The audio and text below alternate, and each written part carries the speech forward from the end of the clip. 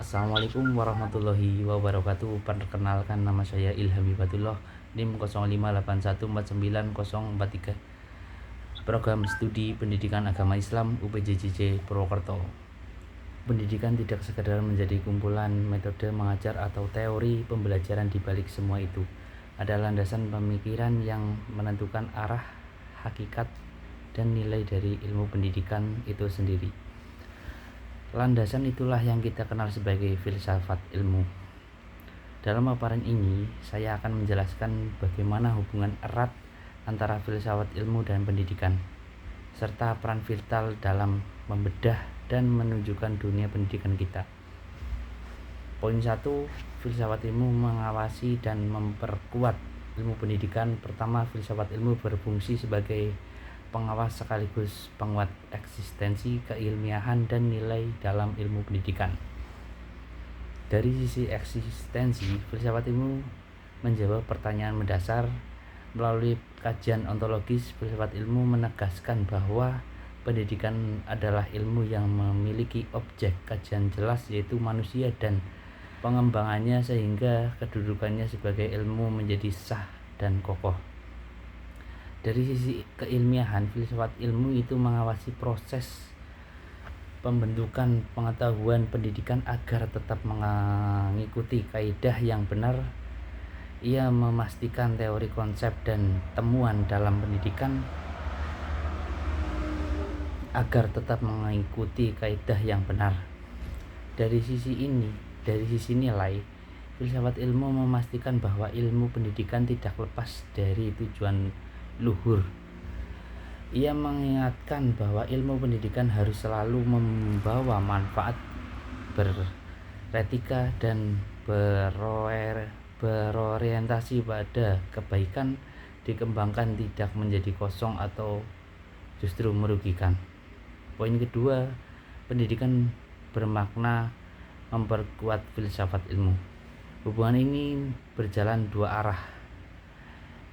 Jika filsafat ilmu menguatkan pendidikan, maka pendidikan yang bermakna adalah bernilai pun turut memperkaya dan memperkuat perkembangan filsafat ilmu itu sendiri.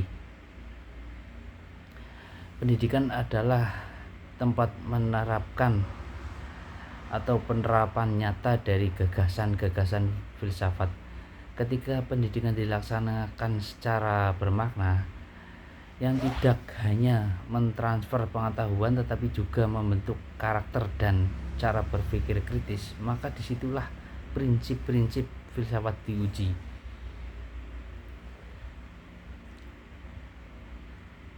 Poin ketiga, filsafat ilmu sebagai pisau analisis.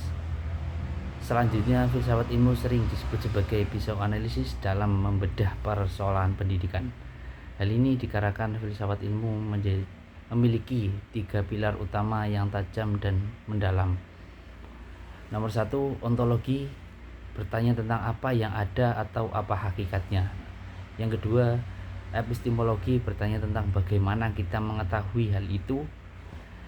Aksiologi, bertanya tentang untuk apa dan apa nilainya ini.